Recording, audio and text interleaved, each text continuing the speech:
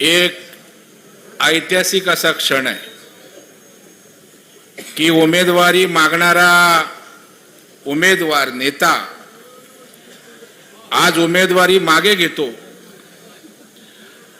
आणि आपल्या पक्षासाठी आपल्या नेतृत्वासाठी मी पक्षाने दिलेल्या उमेदवाराला निवडून आणेन हा मोठ्या मनाचा माणूस सम्राट माडिक या ठिकाणी आपल्याला या सभेच्या निमित्ताने दिसतोय।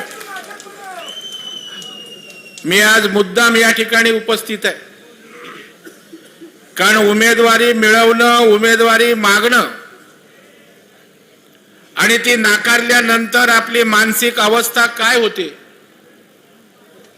आपल्या कार्यकर्त्यांची अवस्था काय होते हे सम्राट बाबा एकदा नाही मी चारदा त्या ठिकाणी भोगलेलं आहे। म्हणजे मुंबईत तर मी शिवसेना असताना बाळासाहेब ठाकरेंनी मला टिळा लावला होता आणि दरेकर निवडून येणार ना, मी बोललो मुंबईत सगळ्याधिक मतांनी निवडून येईल, दहिसरला पोचेपर्यंत माझा एबी फॉर्म दुसऱ्याला दिला होता। नंतर महाडला विधानसभेची मी उमेदवारी करत होतो आणि मी तुमच्यासारखा कार्यकर्त्यांचं माहोल घेऊन काम करणारा कार्यकर्ता आणि तेव्हा नुकतंच डिजिटल आलं होतं आणि गावागावात वाड्या वस्तीवर प्रवीण दरेकरच दिसत होता आणि ज्या वेळेला राजकारण होतं त्या पक्षातलं मी राज ठाकरे साहेबांच्या सोबत होतो, ते राजकारण त्या ठिकाणी त्यावेळेला होतं आणि माझं तिकीट गेल्यानंतर तिथे दुसऱ्याला तिकीट दिलं आणि तिकीट नाकारल्यानंतर दुसऱ्या दिवशी मी महाडला गेलो आणि अशा प्रकारचा जनसमूह आहे, 2-3 हजार लोक ढसा त्या ठिकाणी रडत होते, प्रवीण भाऊ आपण फॉर्म भरा, प्रवीण भाऊ आपण फॉर्म भरा, जनता आपल्याला निवडून आणेल। त्यामुळे या सगळ्या प्रक्रियेतनं मी गेलोय, परंतु या ठिकाणी मी आपल्याला बाबा सांगतो, आपण या शिराळ्या विकासासाठी जो काही त्याग केलाय तो व्याजासहित भरून देण्याचा काम भारतीय जनता पार्टी आणि देवेंद्र फडणवीस साहेब या ठिकाणी करणार आहेत। तो शब्द जाहीरपणे देण्यासाठी मी या ठिकाणी आलेलो आहे। खरं म्हणजे आजची सभा सुरू होत असताना मी गोरक्षनाथांच्या महाराजांच्या चरणी त्या ठिकाणी नतमस्तक होतो। ही पवित्र शिराळ्याची भूमी आहे। या सभेला येत असताना कोण संकल्प सभा म्हणत होतं, कोण विजयी सभा त्या ठिकाणी म्हणत होतं, परंतु मी या सभेकडे बघत असताना सम्राट माडिक आणि माडिक कुटुंबियासाठी आभार सभा आमच्या कार्यकर्त्यांनी या ठिकाणी घेतलेली आहे आणि तुमचा आभार मानण्यासाठी मी या ठिकाणी आलोय। जो उमेदवार निवडणुकीच्या बोलल्यावर उमेदवार म्हणून चढतो आणि नंतर आपल्या कार्यकर्त्यांना समजावून निवडणुकीतनं माघार घेतो, तो माणूस छोटा नसतो, मोठ्या मनाचा माणूस। म्हणून आपली शिराळ्याच्या इतिहासामध्ये सम्राट बाबा आपली नोंद झाल्याशिवाय राहणार नाही, हा विश्वास या निमित्ताने मी या ठिकाणी देतो। आपण महाराष्ट्राचं राजकारण बघताय की महाराष्ट्राच्या विकासासाठी देवेंद्र फडणवीस साहेब या राज्याचे मुख्यमंत्री होते, परंतु उद्धवजी ठाकरेंच्या नेतृत्वाखाली सरकार 2 दिवस ठप्प होतं। मगाशी आमच्या सत्यजितनी सांगितलं, खरं आहे, हात धुवा, मास्क लावा आणि मातोश्रीतनं व्हिडिओ कॉन्फरन्सिंगवर त्या ठिकाणी फक्त उपदेश करा आणि महाराष्ट्र ठप्प झाला होता। अशा वेळेला 5 वर्ष मुख्यमंत्री असणाऱ्या देवेंद्रजींनी विडा उचलला, राज्यात सत्ता बदल केला पाहिजे, नाहीतर महाराष्ट्र अधोगतीला जाईल। शिंदे साहेबांना बरोबर घेतलं, अजितदादांना बरोबर घेतलं आणि या महाराष्ट्रात महायुतीचं सरकार आलं।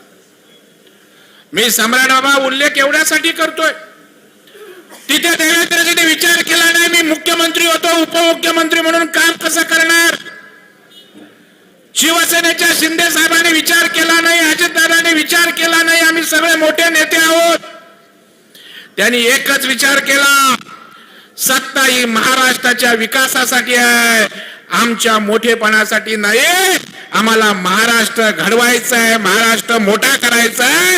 हे तिन्ही नेते एकत्रितपणे आपले आणि त्याच्यावरून पण मला सुचलं की आज आहे प्रसंग बाका. त्याच्यावरून पण मला सुचलं की आज आहे प्रसंग बाका. रामदास आठवलेंबरोबर मी कधी कधी फिरतो. आज आहे प्रसंग बाका, शिराळ्याचा विजय करेल पेट नाका, पेट नाका. आणि त्याच्यामुळे एक चांगलं माहोल तयार झालंय. मी सम्राट बाबांच्या हितचिंतकांना सांगू इच्छितो, आपण चिंता करायचं कारण नाही. या सम्राट बाबाचं भविष्य देवेंद्रजींनी काय करायचं ठरवलेलं आहे त्याचा साक्षीदार मी आहे. आणि म्हणून आज तुम्हाला आश्वस्त करण्यासाठी आलो. शुभ संकेत कसे असतात बघा. नेमका देवेंद्रजींचा फोन यावा आणि देवेंद्रजी माईकवर त्या ठिकाणी तुमच्याशी बोलले, तुम्हाला आश्वस्त केलं. कारण शेवटी सम्राट सारख्या कार्यकर्त्यांच्या पक्षाला गरज आहे, महाराष्ट्राला गरज आहे. आणि या हिऱ्याला पैलू पाडण्याचं काम माझ्यासारख्या छोट्या कार्यकर्त्याला देवेंद्र फडणवीस करतात. सम्राट त्यापेक्षा ताकदीनं तुम्हाला पैलू पाडण्याचं काम आपले नेते देवेंद्र फडणवीस केल्याशिवाय राहणार नाहीत. हा विश्वास आपल्या सगळ्यांच्या साक्षीनं मी आपल्या सगळ्यांना या ठिकाणी देतो. माहोल बदलतय. भावे नाट्यगृहामध्ये मुंबई ठाण्यावासियांचा मेळावा होता. आदल्या दिवशी मला सत्यजित यांचा फोन आला. बोल प्रवीण भाऊ आपण याल का उद्या भावे नाट्यगृहामध्ये, त्या ठिकाणी मेळावा आहे. आणि मला कल्पना आहे की आमच्या कोकणामध्ये असेल किंवा पुऱ्या महाराष्ट्रामध्ये जी शिवसेना ग्रामीण भागात मोठी झाली बाबा, ती मुंबईतले कार्यकर्ते चाकरमाने गावागावात जाऊन त्यांनी पक्ष वाढवला, तिथल्या निवडणुका जिंकल्या. आणि म्हणून मी भावे नाट्यगृहात त्या मेळाव्याला गेलो. मला वाटलं आदल्या दिवशी मेळावा आहे, 100-200 कार्यकर्ते असतील बोलले, आणि भावे नाट्यगृह घेतलंय. खरं म्हणजे मला माहित आहे मी कार्यकर्ता म्हणून एवढी माणसं जमा करणं काय साधं काम नसतं. आणि मी ज्या वेळेला भावे सभागृहात गेलो त्यावेळेला सभागृहाच्या बाहेर स्क्रीन लावली होती, खचाखच माणसं त्या ठिकाणी भरली होती. मी जेव्हा सभागृहात गेलो त्याही वेळेला खचाखच माणसं भरली होती. आणि मी ज्या वेळेला भाषण करत होतो त्या प्रत्येक वाक्यामध्ये शिराळ्यात आम्ही परिवर्तन करणार आहोत ही उर्मी प्रत्येक तिथल्या असणाऱ्या माणसाच्या मनामध्ये त्या ठिकाणी होती. काय याचं कारण आहे? या ठिकाणी मी प्रस्थापितांसारखं राज्य करता, तुम्ही या ठिकाणी सुडाचं राज्य करणार, कारखान्याच्या जीवावर दादागिरी करणार, बँकेच्या जीवावर आपण त्या ठिकाणी 14 कोटी रुपये प्रवीण दरेकरांनी त्या कार्यकर्त्याला दिलं. तेव्हा बच्चू कडूला बोललो ना, आम्हाला पाठिंबा दे, आमच्याबरोबर येणार का? नाहीतर लोनसाठी नोटिसा पाठवा. या ठिकाणी मी मानसिंग नाईकांना इशारा देऊ इच्छितोय. जिल्हा बँकेच्या माध्यमातून दबाव आणण्याचा प्रयत्न केला तर जशास तसं उत्तर येणाऱ्या काळामध्ये त्या ठिकाणी दिलं जाईल. मला ही सहकार माहित आहे, मला ही जिल्हा बँकेची कार्यपद्धती माहित आहे. जिल्हा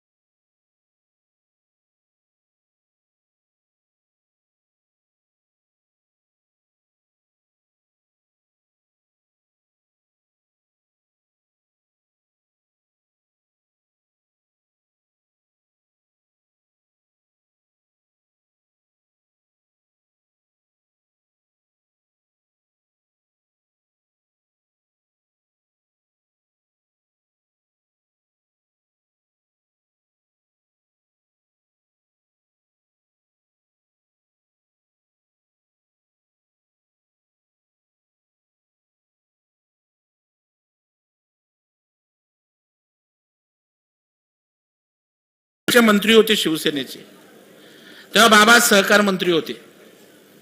आणि मला आठवतं तेव्हा मी पहिल्यापासून उपद्व्यापीच ना, असं सम्राट सारखा, हे संस्था कर ती संस्था कर.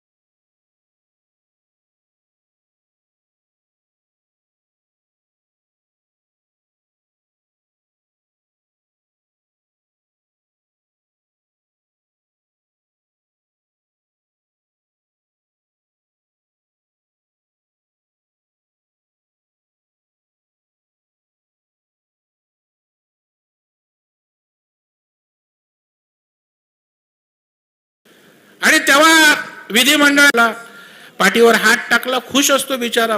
5 वर्ष पक्षाचा झेंडा त्या ठिकाणी ताकदीनं त्या ठिकाणी पुढे नेत असतो. आणि मग मी त्यांच्या पाठीवर हात टाकला, खुश असतो बिचारा.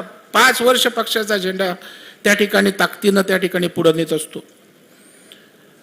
आणि मग मी त्यांच्याकडे जात असताना विचारत गेलो, मी आपलं शोधत होतो कुठे एखादा मोठा चांगला बंगला दिसतोय का, लॉन आहे का, असा शोधत मी गेलो त्यांच्या गावापर्यंत. आणि जेव्हा गावात गेलो तेव्हा बघतो आपलं छोटंसं एवढं घर. मी बोललो, अरे हे शिवाजीराव देशमुख या राज्याचे अनेक वर्ष मंत्री होते, अनेक वर्ष प्रदेशाध्यक्ष होते, सभापती होते. आणि माणसाची श्रीमंती दिसत असते, त्यांनी त्या ठिकाणी कुठल्याही प्रकारचा आपल्या पदाचा उपयोग करून स्वतःसाठी कुटुंबासाठी काही केलं नाही, हे त्यांच्या त्या घरात गेल्यावर मला दिसून आलं.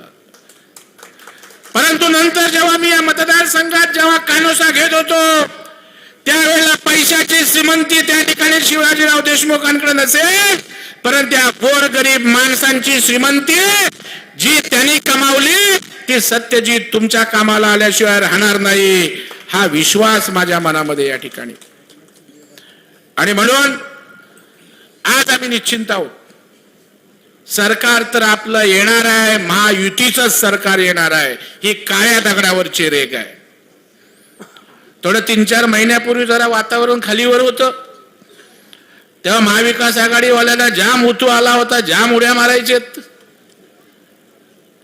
परंतु आमच्या लाडक्या बहिणींनी असा काही चमत्कार केला की माहोलच बदलून टाकलं महाराष्ट्राचं.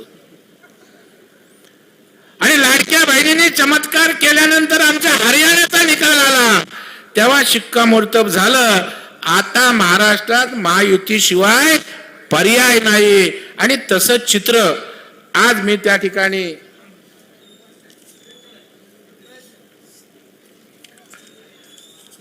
या विधानसभा क्षेत्रामध्ये त्या ठिकाणी दिसतंय. आणि म्हणून आपण त्या ठिकाणी बघाल की सत्ता एकनाथरावजी शिंदे साहेबांच्या नेतृत्वाखाली आली आणि 20-25 वर्ष जो विकास होऊ शकत नाही,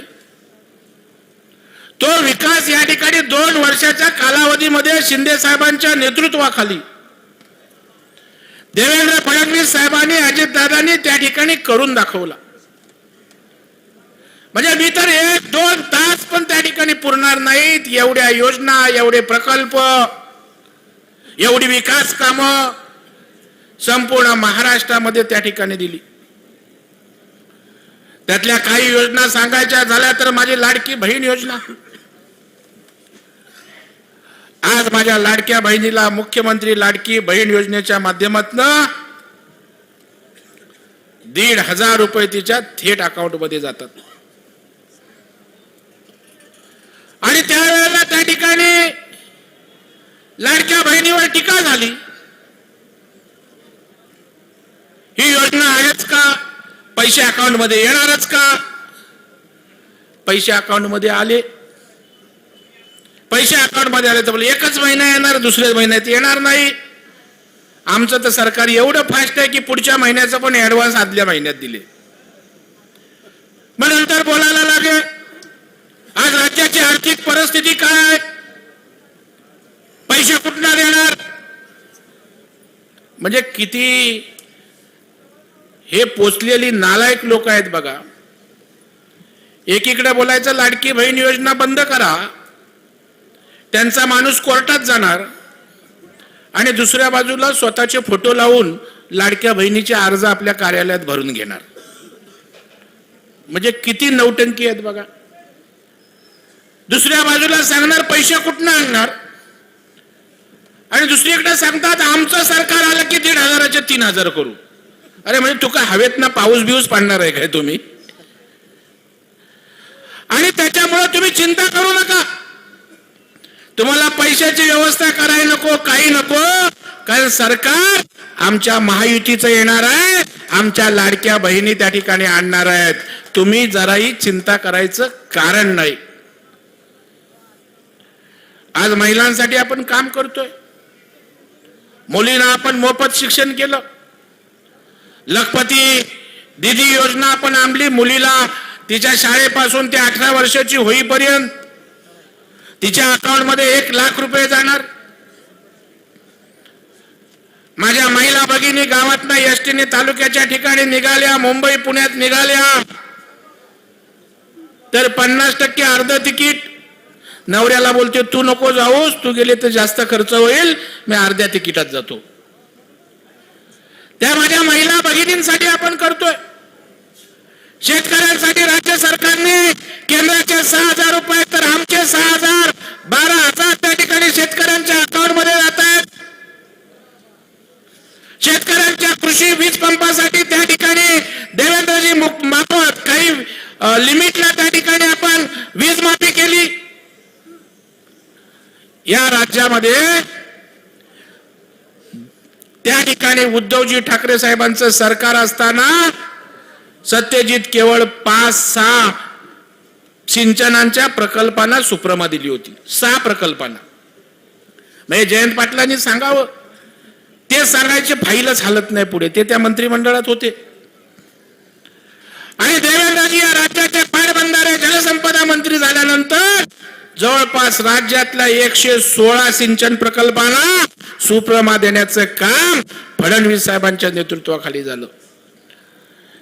त्या ठिकाणी वैनगंगा, नळगंगा, विदर्भातला नारपार प्रकल्प, आमच्या उत्तर महाराष्ट्रातला मराठवाड्याचा वॉटरगेट प्रकल्प, कोकणातनं पाणी वर उचलून त्या ठिकाणी पाणी देण्याचा पश्चिम महाराष्ट्रातला विषय असेल, मराठवाड्यातला असेल. राज्याचा सर्वांगीण विकास कसा करता येईल याचा विचार करणारे सत्तेतले आमचे हे नेते आहेत. आणि मग केंद्रामध्ये त्या ठिकाणी आमचं सरकार आहे. पंतप्रधान नरेंद्र मोदी साहेबांच्या माध्यमातून केंद्र सरकार या महाराष्ट्राच्या पाठीशी उभं आहे. तर त्या ठिकाणी जर राज्यातही त्या ठिकाणी महायुतीचं सरकार आलं तर डबल इंजिनचं सरकार विकासाला गती देईल की नाही मला सांगा. आज केंद्रामध्ये त्या ठिकाणी अनेक प्रकल्प असे असतात की राज्य सरकारचे प्रकल्प असतात ज्याला केंद्र काही निधी देतो, अर्धा हिस्साचा निधी राज्य सरकारने द्यायचा असतो.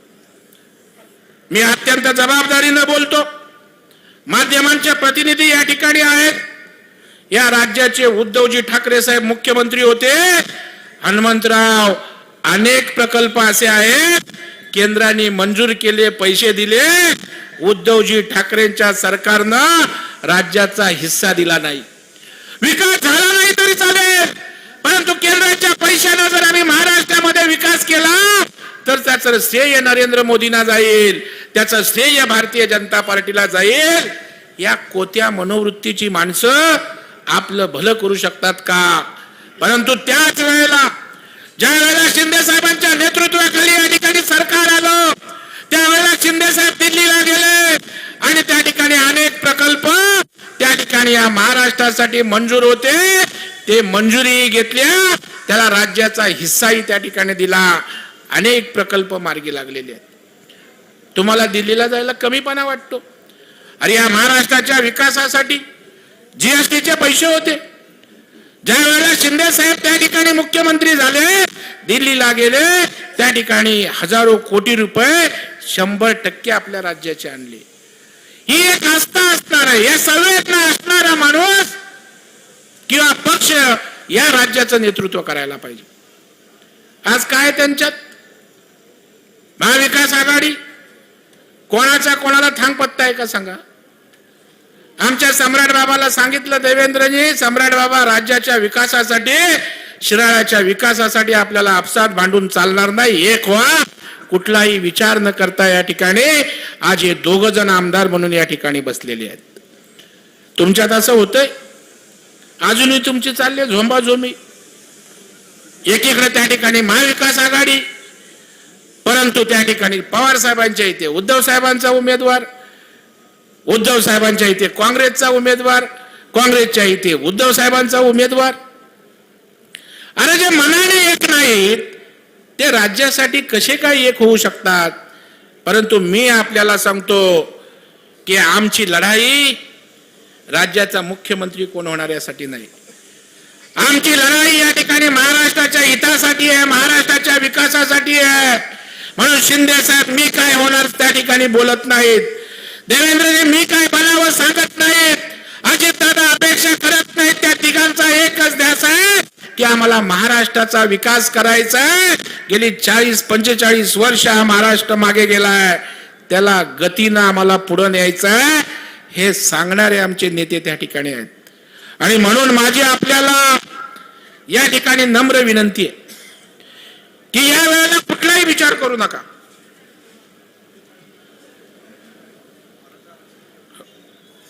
नाही मराठा आरक्षण का आता जरांगे दादाने आपल्या सांगूनच टाकलंय, मी लढवणार पण नाही आणि पाडणार पण नाही. कारण खरं हे खरं असतं, सत्य हे सत्य असतं. म्हणून मी सत्यजितच्या बाबतीत बोललो, सत्य परेशान हो सकता है, पराजित नाही हो सकता है. सत्यजित पराजित होणार नाही. आणि आता तर थेट सम्राट त्याच्या सोबत आहे. मराठा आरक्षण आपण दिलं, त्यावेळेला राणेसाहेब असताना आरक्षण दिलं, आयोग नेमलं नव्हतं म्हणून ते टिकलं नाही. देवेंद्र फडणवीस साहेब त्या ठिकाणी मुख्यमंत्री असताना त्यांनी आयोग नेमून आरक्षण दिलं, जे कोर्टात टिकलं, सुप्रीम कोर्टाने त्या ठिकाणी फेटाळलं नाही. अनेक योजना आपण अण्णासाहेब आर्थिक महामंडळाच्या माध्यमातून दिल्या. सारखी त्या ठिकाणची आपली संस्था आज हजारो विद्यार्थ्यांना त्या ठिकाणी शिक्षण देते. परदेशामध्ये त्या ठिकाणी शिक्षण देण्यासाठी योजना सरकारच्या आहेत. प्रामाणिकपणे मराठा समाजासाठी महायुती सरकार काम करतंय. आमचे मुख्यमंत्री एकनाथरावजी शिंदे साहेबांनी त्या ठिकाणी छत्रपतींच्या पायाला हात लावून सांगितलं, मी आरक्षण त्या ठिकाणी देणार. आणि ईसीबीसीचं आरक्षण दिलं, केवळ दिलं नाही, ते आरक्षण टिकवण्याची जबाबदारी सुद्धा आमची आहे सांगितलं. त्याच्यामुळे मराठा समाजाच्या मनातला संभ्रम त्या ठिकाणी गेलेला आहे. आज सारं वातावरण या ठिकाणी आपल्या बाजूने आहे. फक्त माझी आपल्याला या ठिकाणी एवढीच विनंती आहे, सम्राटने अनेक मागण्या केलेल्या आहेत. वाकुर्डे बुद्रुक योजना पूर्ण करणे असेल, 48 गावांपैकी राहिलेल्या गावांचा डोंगरी विभागात समावेश करण्याचा विषय असेल, चांदोलीला पर्यटनाच्या माध्यमातून विकसित करण्याचा विषय असेल, वन्य प्राण्यांपासून संरक्षण करण्यासाठी कुंपण असेल किंवा संरक्षण भिंती असतील, आणि सगळ्यात महत्वाचं ज्या आपल्या अस्मिता आहेत त्या छत्रपती संभाजी महाराजांचं भुईटकोट किल्ल्यावर स्मारक, वाटेगाव येथे अण्णाभाऊ साठेंचं स्मारक आणि स्वर्गीय शिवाजीराव देशमुखांचं कोकरूडला स्मारक, या सगळ्या मागण्या आपल्या सरकारच्या माध्यमातून पूर्ण करण्याचा शब्द आज या ठिकाणी भारतीय जनता पार्टीच्या वतीनं निश्चितपणे या ठिकाणी देतो. माझी आपल्या सगळ्यांना विनंती आहे, विकास कामं योजना हे सारी मंडळी ज्या वेळेला आपल्या समोर येतील तपशीलवार मांडतील. माझ्या मुस्लिम आमचे मनसुरुकी कोण आहेत बसलेत, म्हटले मुस्लिम बांधवांसाठी काय काय केलं सांगा. म्हणजे ही प्रतिक्रिया बघा. आज लाडक्या बहिणींमध्ये जास्तीत जास्त फायदा कोणाला झाला असेल तर माझ्या मुस्लिम भगिनींना झाला. म्हणजे मी मुंबई जिल्हा बँकेमध्ये झिरो बॅलन्स अकाउंट केलं. काल महिलांना 500-1000 रुपये अकाउंट उघडायला नव्हते. मी बोललो मुंबईभर झिरो बॅलन्स द्या, 1 रुपया नका देऊ. 60,000 महिला आहेत माझ्याकडे, त्यातल्या 30,000 मुस्लिम महिला आहेत. असं बघितलं का सरकारने की नाही मुस्लिम आहेत तुला नाही 1,500 रुपये द्यायचे, नाही तो अमक्या जातीचा आहे तुला नाही द्यायचे. हे सरकार सगळ्यांसाठी काम करतंय. हे सरकार गोरगरिबांसाठी काम करतंय. गोरगरिबांच्या संवेदना असणारे नेते या सरकारचं नेतृत्व करतायत. आणि आज आपल्या या शिराळ्याचं नेतृत्व करण्यासाठी तुमच्यातला एक साधा सुद्धा माणूस सत्यजित आज भारतीय जनता पक्षानं महायुतीनं दिलाय. आणि सम्राट बाबानं आजच त्याला विजयाचा टिळा त्या ठिकाणी लावलेला आहे. आणि त्याच्यामुळं निश्चितच या ठिकाणी आपला विजय कोण रोखू शकत नाही. मगाशी सांगत असताना सांगितलं की नानासाहेब हा दुवा होते, दुवा तुमच्या 2 नेत्यांमधला. आता आमचा सम्राट दुवाच्या वर जाऊन दवा झालाय शिराळ्याचा. म्हणजे सम्राटचं औषध मिळाल्याशिवाय इथला उमेदवार नीटच होत नाही. आणि त्याच्यामुळे आज त्यांनी मन मोकळेपणानं भाषण केलं. म्हणजे माणूस पण दिलदार त्या ठिकाणी असावा लागतो. आणि आज मोकळेपणानं त्यांनी सांगितलं की 2 पावलं पुढे जाऊन मी प्रचार करणार आहे. आणि सम्राट आयुष्यामध्ये कुठलीही गोष्ट होते ती चांगल्यासाठी होते. मी विधानसभेला त्या ठिकाणी बोरिवलीतनं इच्छुक होतो. त्यावेळेला मी आणि दुसरे आमचे उमेदवार होते. तेव्हा मी विधान परिषदेचा सदस्य होतो. तिकडे विधानसभेला दुसऱ्याला उमेदवारी दिली. सरकार आपलं त्यावेळेला आलं नाही. सरकार आलं नाही. मी विधान परिषदेत होतो, राज्याचा विरोधी पक्ष नेता झालो. मी जर विधानसभेचा सदस्य झालो असतो 105 मध्ये मी 1 असतो. त्याच्यामुळे तुम्हाला माझ्या पावलावर पाऊल ठेवून पुढे न्यायचं आहे, काही चिंता करू नका. आणि त्याच्यामुळे माझी आपल्या सगळ्यांना या ठिकाणी नम्र विनंती आहे की कुठल्याही राजकारणात दबावाला बळी पडू नका. आणि दबाव ते कोण देणार आपल्यावर? सरकार आपलं आहे, उद्या येणारही सरकार आपलं आहे. यांच्या सगळ्या कुंडल्या आमच्याकडे आहेत, सळो की पळो करून सोडू. कारण आम्ही काही खोटे धंदे केले नाहीत. सत्यजित देशमुख जिल्हा बँकेवर आहेत, आमचे राहुल जिल्हा बँकेवर आहेत. एक दिवस सत्यजित देशमुख मला बोलतात, भाऊ मला तुमच्या जिल्हा बँकेकडून कर्ज द्या. अरे बोललो तुम्ही त्या जिल्हा बँकेवर डायरेक्टर आहे, तुम्हाला कर्ज मिळत नाही तुमच्या शिक्षण संस्थेला? मला आश्चर्य वाटतं.